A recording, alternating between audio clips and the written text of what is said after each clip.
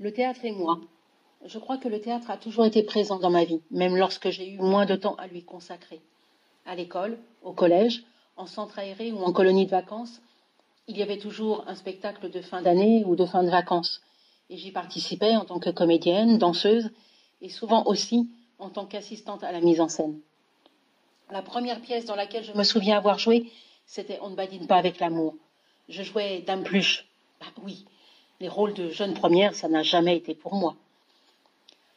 Dans ma banlieue pas très favorisée, on ne parlait pas de classe théâtre. Alors j'ai pris une direction bien plus classique. Il n'y avait guère de possibilité de voir du théâtre non plus. Paris semblait si loin, tout en n'étant qu'à 55 kilomètres. Et puis ce n'était pas dans la culture familiale.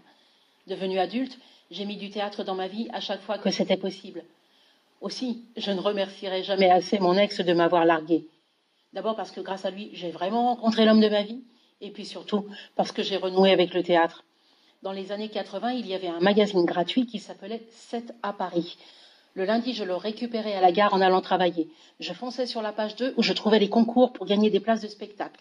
Arrivé au bureau, je me jetais sur le téléphone. Je vous parle d'une époque où Radiocom 2000 faisait ses premiers pas.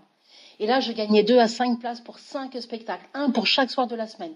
J'appelais mes amis, je leur proposais de m'accompagner. Je rentrais dans ma banlieue tous les soirs par le dernier train, à minuit et demi.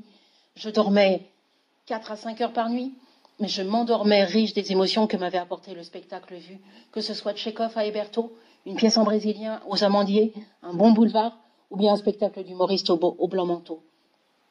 Et tous les 15 jours, j'hibernais tout le week-end pour récupérer du manque de sommeil. Mais qu'est-ce que j'ai adoré cette période de boulimie théâtrale.